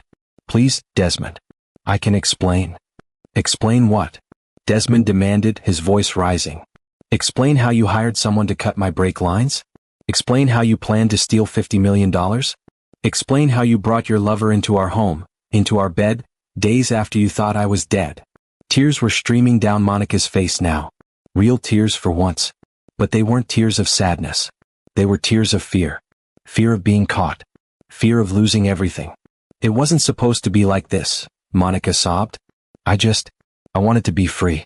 You were always so controlling, always so careful with money. I felt trapped. Trapped. Desmond repeated in disbelief. I gave you everything you asked for. Every dress, every piece of jewelry, every expensive dinner. I worked hard so you could have a life of luxury. And you felt trapped. You never understood me. Monica shouted back, her fear turning to desperation. You never saw me as anything but a pretty decoration for your perfect life. I was dying inside that marriage, Desmond. So you decided to make sure I died outside of it? Desmond shot back. Monica had no answer for that. Desmond turned to face the crowd. Many of them were people he had known for years. Business partners. Friends. Neighbors. I apologize for deceiving all of you, Desmond said to them. I know attending my funeral, mourning my death, it must have been painful.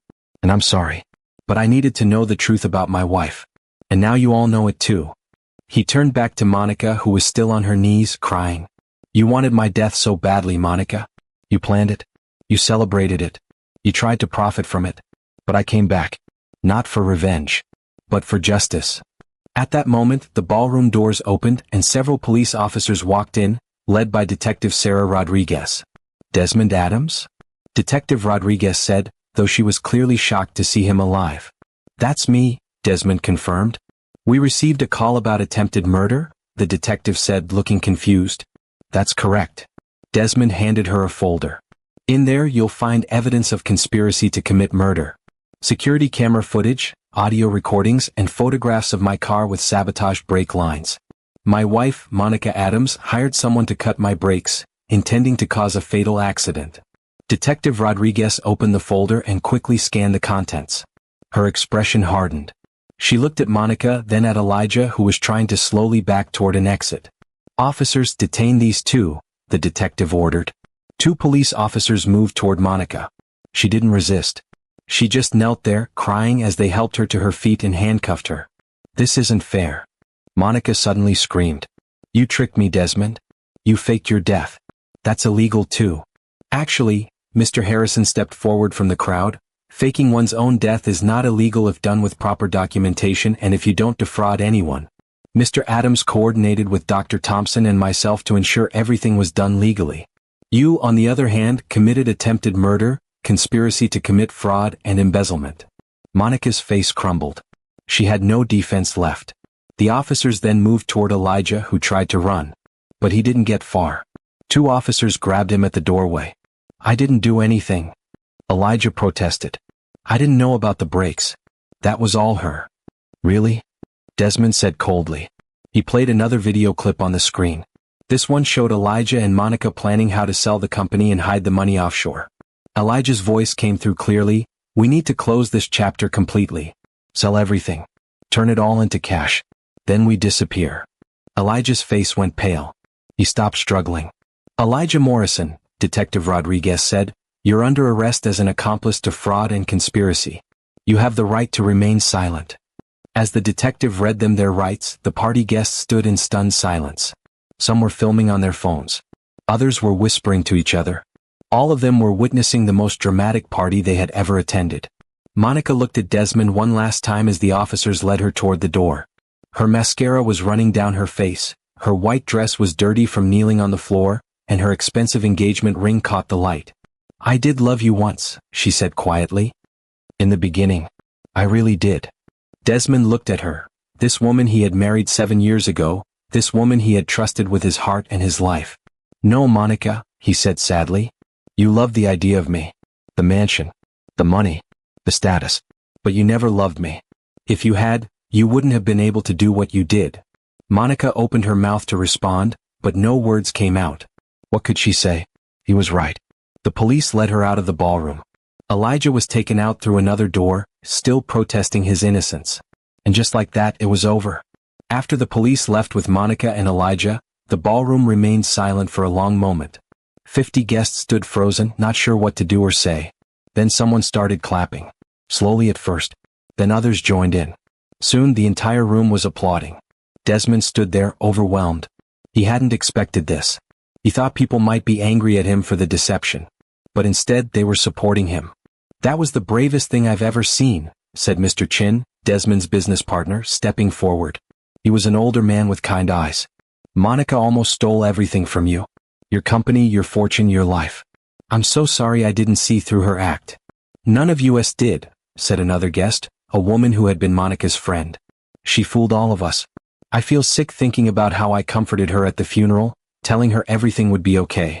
Meanwhile, she was planning to run away with that criminal.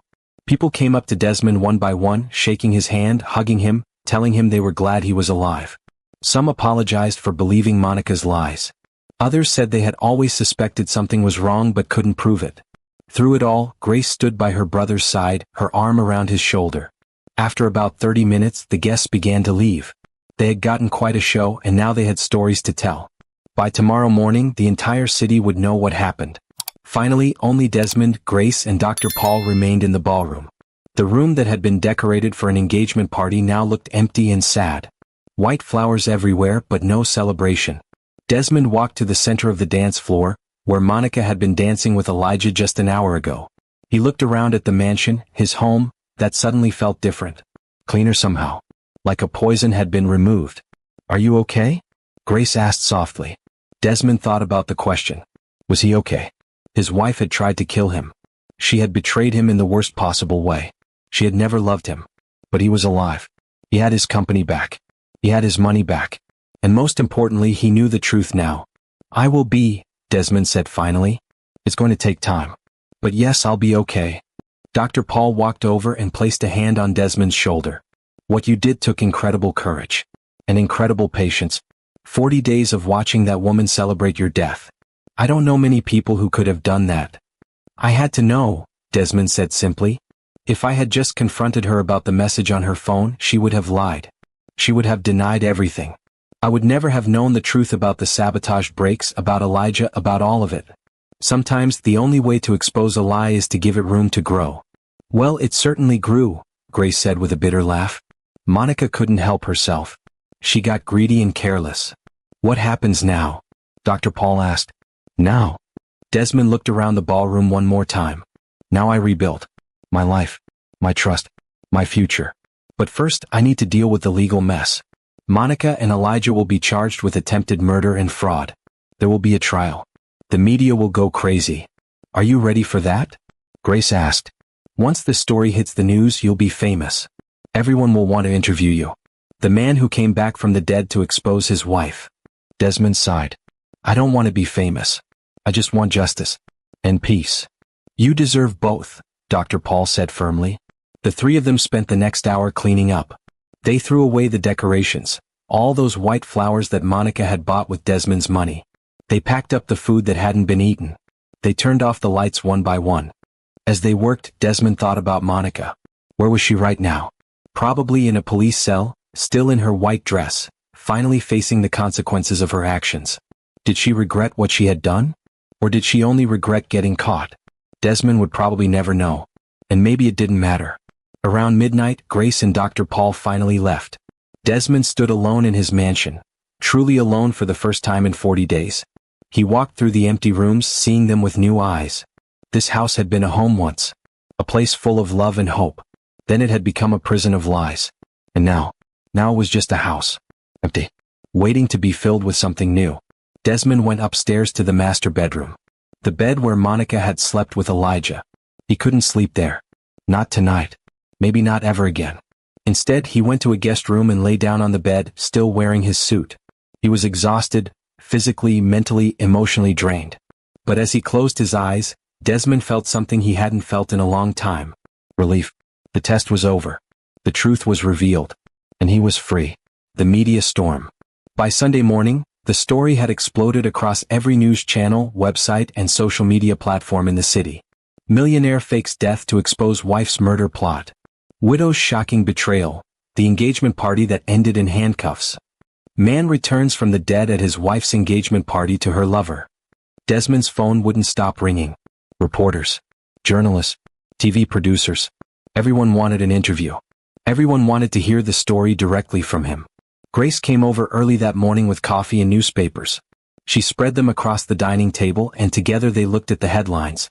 "You're famous," Grace said, pointing to a newspaper with Desmond's photo on the front page. "The whole world is talking about you." Desmond picked up one of the papers and read the article. It was mostly accurate, though some details were exaggerated. The writer called him a genius and a master strategist. They called Monica a black widow and a cold-blooded killer. "They're making it sound like a movie," Desmond said, putting down the paper. "It is like a movie," Grace replied. "Desmond, this is the craziest thing that's happened in this city in years. Of course people are obsessed with it." Desmond's phone rang again. He looked at the screen. It was a producer from a major television network, asking him to appear on their morning show. He declined the call. "You're going to have to talk eventually," Grace said gently. "People want to hear your side of the story." "I know. But not yet. Right now, I just want to focus on the legal case. Making sure Monica and Elijah actually face consequences for what they did." As if on cue, Desmond's lawyer, Mr. Harrison, called. "Mr. Adams, good morning. I hope you got some rest last night," Mr. Harrison said. "Not much, but I'm managing." "What's the situation?" "Well, both Monica and Elijah are being held without bail. The prosecutor is charging them with conspiracy to commit murder, attempted murder, fraud, and embezzlement. The evidence you gathered, the videos, the audio recordings, the photographs of the sabotaged car, it's all admissible in court. The case against them is very strong." "How long until the trial?" Desmond asked. "Probably 4 to 6 months. These things take time. But in the meantime, I've already filed paperwork to freeze all of Monica's assets. She won't be able to touch any of your money or property. And I'm working on getting your company shares transferred back to you. Monica had already started the process of selling them, but we're reversing it." "Good. Thank you, Mr. Harrison. There's something else you should know," the lawyer continued, his voice becoming more serious. "Monica's lawyer contacted me this morning. She wants to negotiate a plea deal." Desmond felt his jaw tighten. "A plea deal? Already?" "Yes. She knows the evidence against her is overwhelming. She can't win this case if it goes to trial. So she's offering to plead guilty to lesser charges in exchange for a reduced sentence." "What kind of reduced sentence?" "Her lawyer is asking for 5 years instead of 20, plus probation and restitution." 5 years. Monica had tried to kill him and she might only get 5 years. "What do you think I should do?" Desmond asked. Mr. Harrison was quiet for a moment. "That's not a legal question, Mr. Adams. That's a personal one. Legally, I can tell you that if we go to trial, we'll almost certainly win and Monica will get the full 20 years. But trials are expensive, time-consuming, and emotionally draining. They also put your private life on public display even more than it already is. A plea deal would mean closure. You could move on faster." Desmond thought about it. Part of him wanted Monica to suffer the maximum penalty. She deserved it. She had tried to murder him. But another part of him just wanted this to be over. He wanted to move forward with his life. He didn't want to spend the next year sitting in a courtroom, reliving the betrayal over and over. "Let me think about it," Desmond said finally. "I'll call you back in a few days." After hanging up, Desmond told Grace about the plea deal offer. 5 years. Grace said angrily. "That's nothing. She should rot in prison for 20 years. "I know," Desmond said quietly. "But would 20 years change anything? Would it make me feel better? Would it undo what she did?" Grace opened her mouth to argue, then stopped. She looked at her brother carefully. "What are you saying?" "I'm saying, maybe I don't need revenge. Maybe I just need justice. And if justice means Monica admits what she did, goes to prison, and I can move on with my life faster, maybe that's enough." Grace reached across the table and took his hand. "Whatever you decide, I'll support you. But Desmond, don't let her off easy just because you're tired. You deserve better than that." "I know. I'll think about it carefully. I promise." The rest of the day was a blur of phone calls, emails, and messages. friends checking in, business associates congratulating him. Even people he hadn't talked to in years reaching out to say they had heard the news. Everyone had an opinion about what Desmond should do. Some said he should write a book. Others said he should do a TV interview and tell the world his story. A few people even suggested he should forgive Monica and move on completely. But Desmond ignored most of the advice. Only he knew what he needed. Only he understood the depth of the betrayal and the pain it had caused. By evening, Desmond was exhausted again. He went back to the guest room. He still couldn't bring himself to sleep in the master bedroom, and lay down. His phone buzzed one more time. It was a text from an unknown number. He almost didn't open it, but curiosity got the better of him. The message said, "Mr. Adams, this is Detective Rodriguez. I thought you should know, we found the mechanic who sabotaged your car. His name is Tony Miller. He's confessed to everything. Monica paid him $10,000 to cut your brake lines. He's been arrested and is cooperating with the investigation. Just wanted to keep you informed." Desmond stared at the message. $10,000. That's what his life was worth to Monica. $10,000 paid to a stranger to kill him. He put down his phone and closed his eyes. Tomorrow he would start rebuilding. Tomorrow he would make decisions about the plea deal in the future. But tonight he just wanted to rest. The storm was passing. And slowly, painfully, Desmond was beginning to heal. A week passed. Then two. The media attention slowly died down as other stories took over the headlines. But Desmond's life remained changed forever. He spent most of his time working with his lawyer, organizing his finances and trying to return to normal. But what was normal anymore? His marriage was over. His trust was shattered. His home felt different. Grace visited him every day, making sure he ate and slept. She was worried about him. Desmond had lost weight and the dark circles under his eyes had gotten worse. "You need to make a decision about the plea deal," Grace told him one afternoon. They were sitting in Desmond's office, the same office where this whole plan had started months ago. "Monica's lawyer is waiting for an answer." Desmond stared out the window at the city below. "I've been thinking about it constantly. Every day I go back and forth.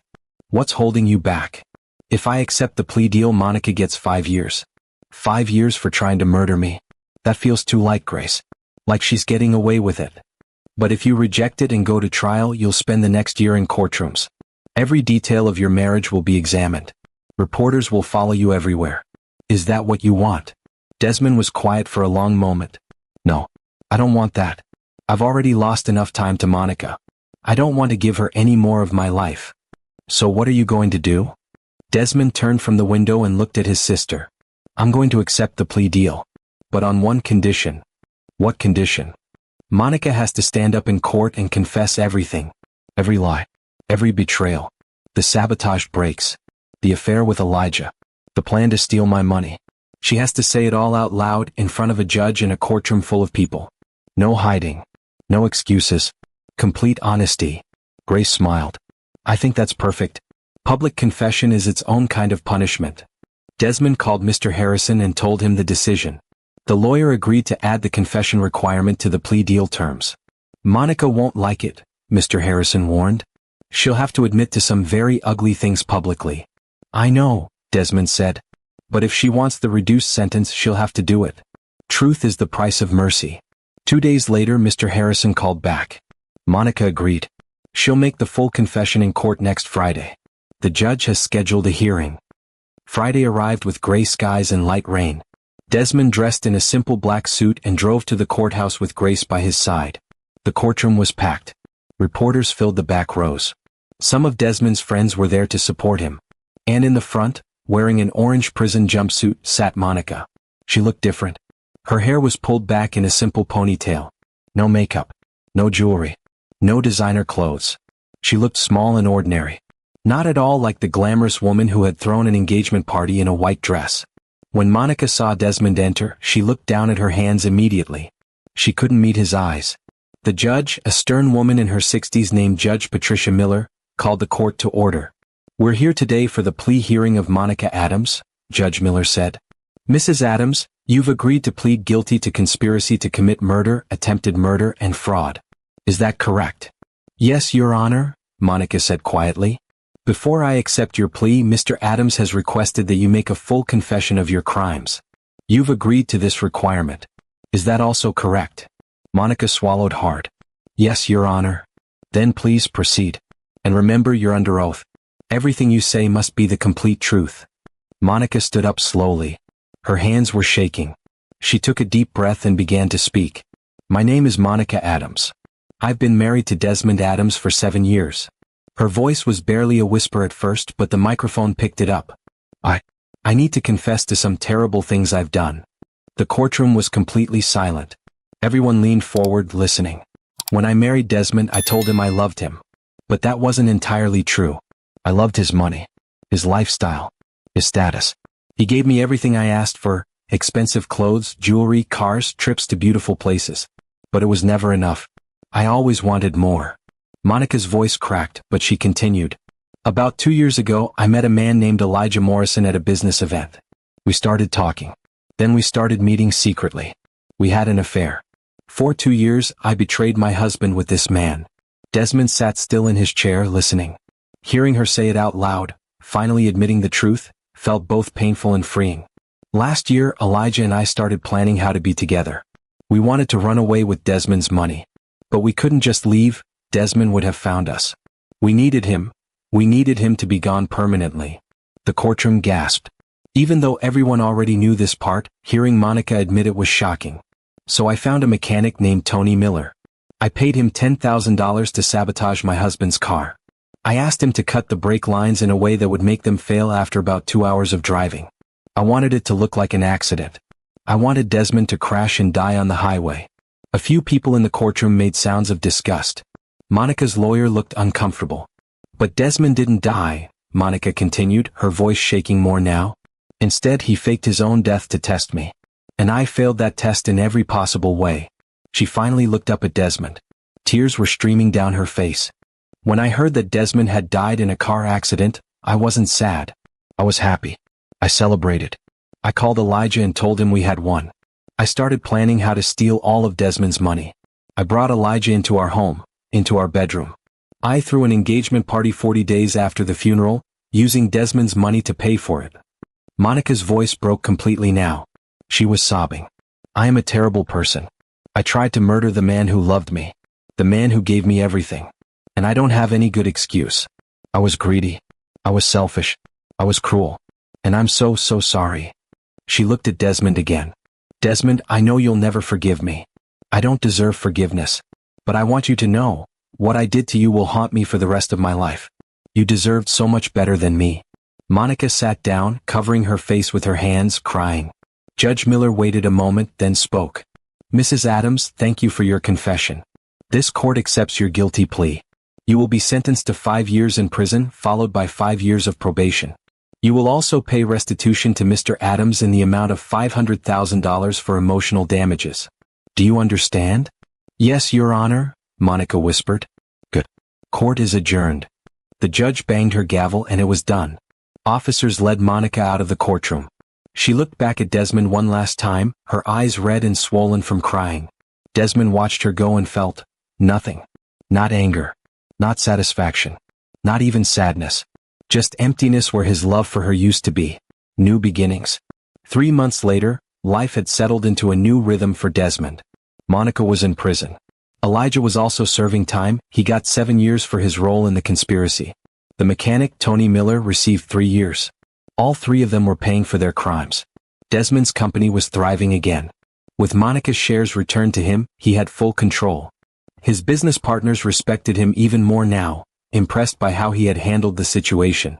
The mansion was different now. Desmond had redecorated everything. New furniture. New paint. New curtains.